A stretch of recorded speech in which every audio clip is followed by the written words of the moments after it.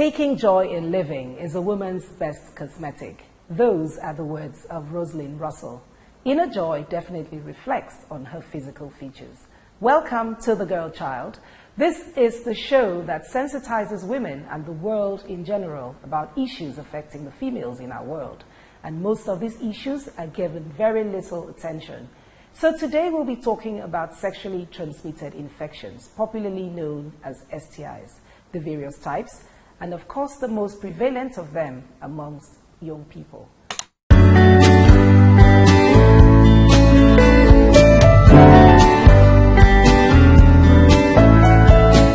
According to the World Health Organization, an estimated 3 million new curable STI infections occur annually among young people aged 15 to 24 years. And a great percentage of these cases will either not be treated or treated shabbily, which will further complicate their condition. So on this episode of The Girl Child, we decided to sit down with Dr. Mike Iwo from the Department of Family Medicine at the University of Calabar Teaching Hospital, Nigeria. You're welcome to the show. Thank you very much. Thank you so much for coming. We're looking at sexually transmitted infections.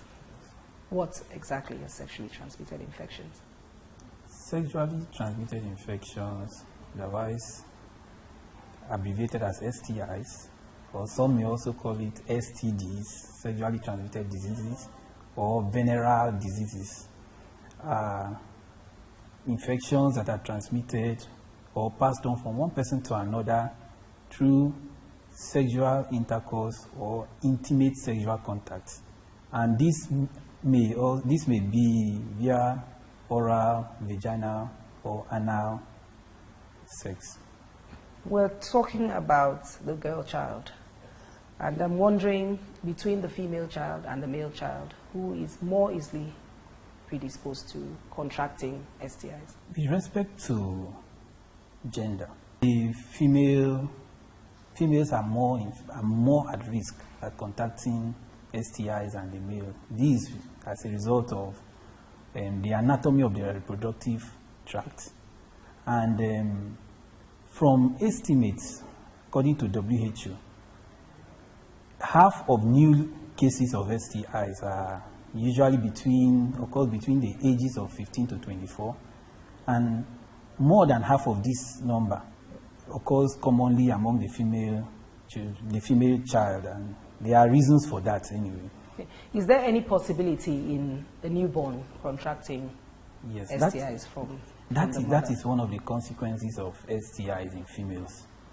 There are complications during pregnancy, and some of the complications could be classified into maternally or fetally, that is either the mother or the child.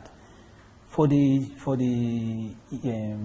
fetus, they may contract some of the STIs in utero while they are still within their mother's womb, or during the process of childbirth. Some may also contract it during breastfeeding. What is the usual incubation period within the body before the STI starts to manifest? So the incubation period varies. It depends on the particular type of STIs. There are over 25 types of STIs, sexually transmitted infections, and each of them has its peculiarity with respect to incubation period. So with respect to that, it varies depending on the particular type of STI. Some, the incubation may be as short as between 2 days to 5 days. There are some that may take up to 14 days before it begins to manifest. So it varies depending on the type of STI. What are the symptoms that will make one know that one may have contracted an STI? A lot of them are asymptomatic, meaning that a lot of them may not even show symptoms. Well, that's very dangerous. Eh? Yes. And some, the symptoms may be so mild that they could easily be ignored. They could present in various forms. Some may present with, for the females, vaginal discharge, abnormal vaginal discharge, because we have normal vaginal discharge in females, abnormal vaginal discharge.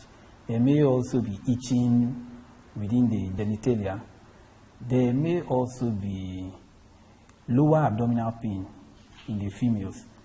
And this lower abdominal pain too may occur during and after sexual intercourse. Some may begin to experience lower abdominal pain during and after sexual intercourse. There may also be what we call intermenstrual bleeding. In between a woman's menstrual cycle, she may be bleeding. Some women will tell you, well, after this, my menstrual cycle, before the next one, I realize that some days I bleed. So it may be a form of a presentation. Is it just a minor bleeding, or could it be an intense kind of bleeding? It could be minor. Like it could be minor and it could be intense. It varies. The other way it could also present is some ladies will tell you that their menstrual flow has become very heavy.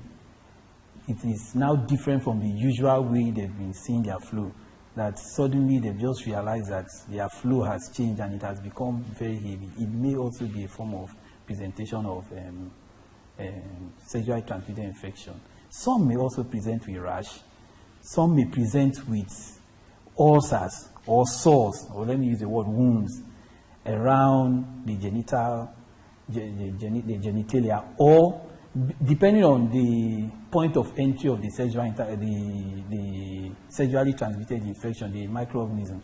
Like I said, it could be via anal, vaginal, or oral sex. So if somebody contacts a sexually transmitted infection during an oral sex, it means the person may also find some of these symptoms around the oral region, within the lips. Somebody may present with ulcers and some of the symptoms I'm talking about. And for those who engage in anal intercourse, they may find some of these within the anal region. So depending on the point of entry of the infection. Because I was actually going to ask, I mean, we're talking about STIs. I was wondering if any other parts of the body could manifest the fact that one has contracted an STI. And you just mentioned the lips. So I'm wondering if there's any other parts of the body. Depending on the type of STI. I give you an example like syphilis. In the long term, some of the ways a person may present the later part of syphilis, it may affect some internal organs like the heart, the brain, even the kidneys could be affected. And when those organs are affected, it will lead to serious complications. So it's not restricted to the genital organs only. So there are other forms that people with STIs could present. STI could also present with eye infections and could even lead to blindness. I give you an example. A lady who has a particular form of STI and she has a discharge, a vaginal discharge as a result of that STI. Probably if her hand, what we call auto-inoculation, if for any reason her hand gets to the discharge and she doesn't observe proper hygiene and she takes it into her eyes by rubbing her hands on her eyes, she could transfer the infection into the eyes and could lead to eye infections, which may, if she is not properly treated, may also lead to blindness. Some may present with what we call genital warts.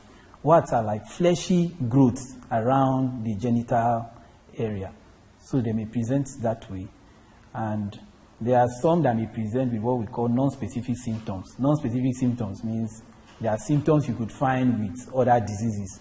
And so they may present with joint aches, fever, weight loss, weakness. There are also some that may present with burning sensation while they are urinating, burning or painful sensations while they are urinating, and others may present with swellings in various parts of the body, but commonly around the genital area. They may also find these swellings around the necks, under the armpits.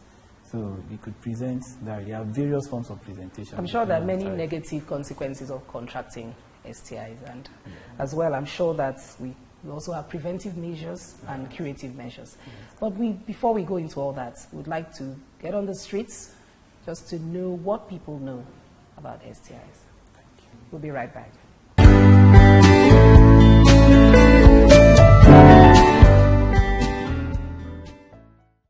Hello, good afternoon. My name is Doris Mayim, and we are back in the street again, this time around talking about STIs, sexually transmitted infections. You know, some young people who are sexually active are not even aware of the risks associated with unprotected sexual intercourse. So we'll be talking to these young people today to tell us the causes and how to prevent STIs. What do you know about STIs? STI is a sexually transmitted infection. Well, as much as I think I know, they are sexually transmitted infections. It's sexually transmitted infection. I know it's a sexual transmitted infection. STI is sexually transmitted infections. And how do you think STIs can be contracted? Yes, STI is being contracted through unprotected sex. Through sexual intercourse, basically. As the name implies, sexually transmitted, so basically through sex. Via sexual intercourse. Or from a mother during pregnancy to a child. So how do you think these STIs can be prevented? Using the gold cycle. For you to contract it, there are three things involved. One, if you are married, practice abstinence. And if you are married, you need to maintain that marriage fidelity. Always use condom whenever you're having sexual intercourse with people that you don't trust. Abstinence or protective measures like using either female condoms or male condoms. Now, how do you think these STIs can be prevented? Abstinence from sex. Okay, basically abstinence. Yes. Anything more? No, just abstinence. We've heard it all on how to prevent STIs. So if you're not married, you abstain from sex. And if you are married, please remain faithful to your partner. And at this point, we'll be going back to Afi in the studio. Thank you.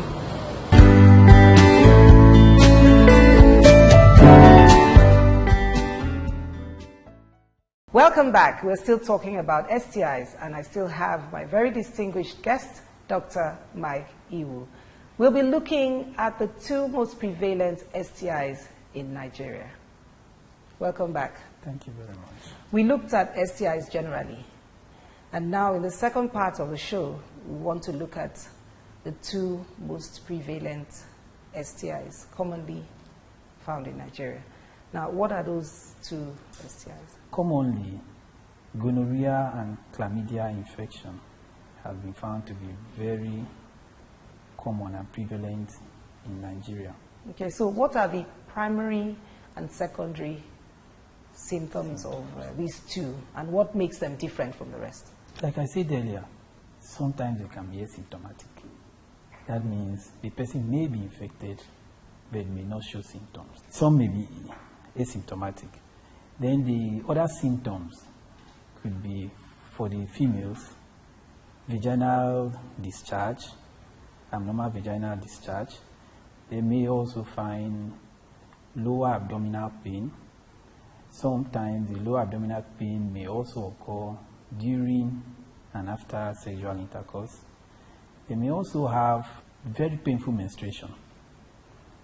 There are some people that have painful menstruation that is not as a result of STI, but STI can also cause painful menstruation. Some may have abnormal or heavy menstrual flow or intermenstrual bleeding. That means they bleed in between their periods. Then some may come down with what we call chronic pelvic pain. That means they'll just complain of pains around the pelvic region that has been there for a very long time. Some may come down with low back pain. Then there are some that may also come down with fever. But fever in this case is a non-specific symptom because we can have it in malaria and some other infective processes. For the males, they could have discharge too from their penis, and they could also have swollen, painful scrotum. So commonly, these are the ways these two sexually transmitted infections can present. But like I said, there are a lot of people who may have it and still show no symptoms. Okay, because these two are most prevalent, is there any factor that makes them more easily contracted than the rest? Well, in respect to risk factors for these organisms, the issue is that particularly like gonococcal organism that causes gonorrhea is an organism that is found to harbor around the rectum or the anal region. So because they are commonly found around there, that means some of these organisms are organisms that could be found elsewhere in the body and they don't cause problem. And when they now find themselves in another part of the body, they eventually cause problem. Particularly like gonococcal organism, it is common around the rectal region, and as such, it makes it very prevalent. Though in other parts of the body that they may not actually cause problems, but when they find themselves around the reproductive tract, they cause a lot of problems. So I think that is one major factor that makes these two infections very prevalent and very common. Okay. There's been a lot of advancement in the medical sector. Yeah. So I'm very sure that there are certain curative measures that can be taken, when one has contracted an STI. So we would like to look at those curative measures. Before we talk of the curative measures, the most important thing is diagnosing the condition first. But there are challenges with respect to that. Some people will not present in the first place because of the stigma associated with STI, so they are ashamed to even come forward to see a doctor, go to a health facility. In the first place, they don't even know how the healthcare workers would label them, so those things affect some of them coming to the hospital. The other one is some may decide to go to traditional healers or may even resort to self-medications. Which is very common these days. All because of the issue of stigmatization. Or there are others who may decide to get their medications from some of the people we see around the motor parks, around the markets, that will use loudspeaker and be telling you that they have wonder drugs that can cure everything. So that is the first challenge. People coming to the hospital so that an accurate diagnosis will be made. And if an accurate diagnosis can be made, you will now think of how to treat. Depending on each individual who presents to the healthcare facility, after the discussion with the doctor and some investigations done, then a diagnosis is made. The diagnosis will now determine what treatment would be offered. But for these two common infections I've mentioned, chlamydia and gonorrhea, they are usually being treated with antibiotics. And here, adequate treatment becomes very important. That's why we encourage people to rather go to the health facility where they'll be treated adequately. For those who are actually afraid of getting proper diagnosis and getting to the clinic, I'm sure there are lots of negative consequences of not doing that. So we'd like to look at the negative consequences of contracting an STI and then hiding it or trying to treat it yourself. The short-term consequences are the symptoms the person presents with. For instance, a person who presents with an STI that causes itching, it could cause a social embarrassment sometimes. You are in a public place, in a public function, and you are itching your private part. It could be very embarrassing. So it causes some social embarrassment. That is one of it. Apart from that, some of them present with pains while they are urinating. It could also cause serious discomfort. And those are the early consequences. Like the other consequences that it may also cause will be conflict in relationships, where the issue of betrayal, issue of trust now comes in, because one partner feels probably the other partner is cheating on him or her. That's why the issue of the STI is coming into place. So it can actually cause conflict in relationships. Then for the child, take for example a girl child who is found to have an STI and the parents get to know, the parents won't trust that child. The other thing would be that the child's life may become very restricted because the parents have lost trust in the child, believing that the child is promiscuous. They may even begin to restrict some of the friends the child goes out with. And apart from that, even the child's own friends, they may start accusing some of her friends that, okay, probably because you are going out with this girl, she's a bad girl, so that's why you ended up this way. So it may not just affect the individual alone, but even some of the people around him or her. But there are also some long-term effects. The long-term effect for the females, that they may end up with infertility. Then other effects of STI in females could also come up while they are pregnant. It could lead to what we call early labor, premature labor, which may end up leading to giving birth to premature infants. And when a woman gives birth to premature infants, the chances of the infant surviving is very low.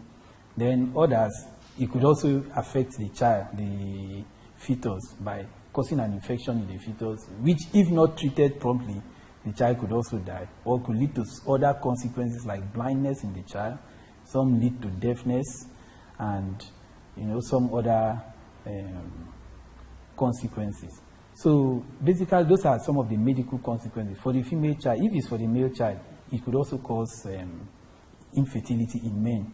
So it does has a lot of negative effects. We'd like to look at the preventive measures that one can take, or one must take, to avoid contracting STIs.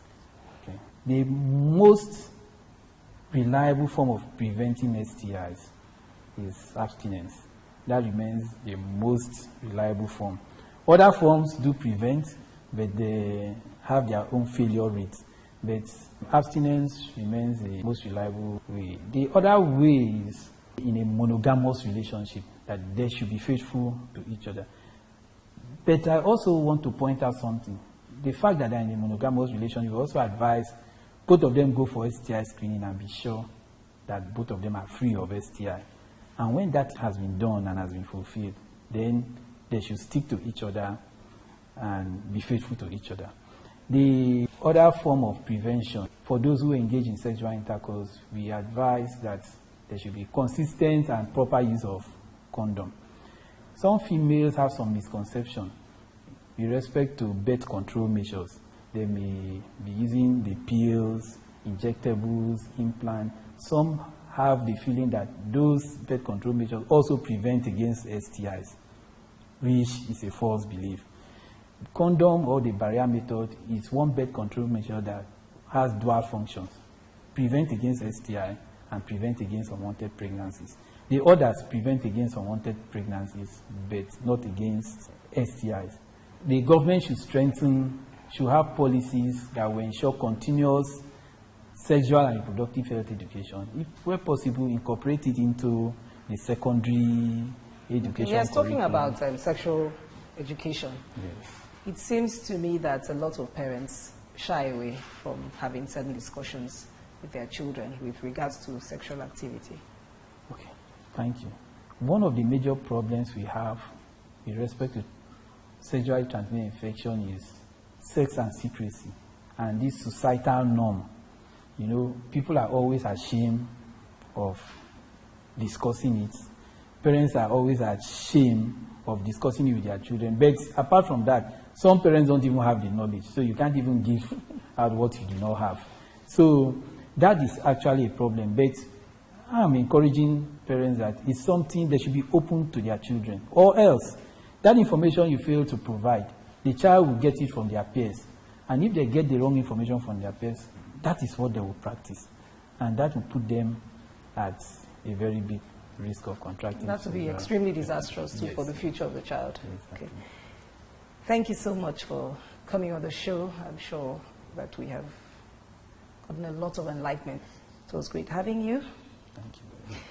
That was Dr. Mike Iwu of the Department of Family Medicine, University of Calabar Teaching Hospital, Nigeria. I do hope you had a great time on The Girl Child today.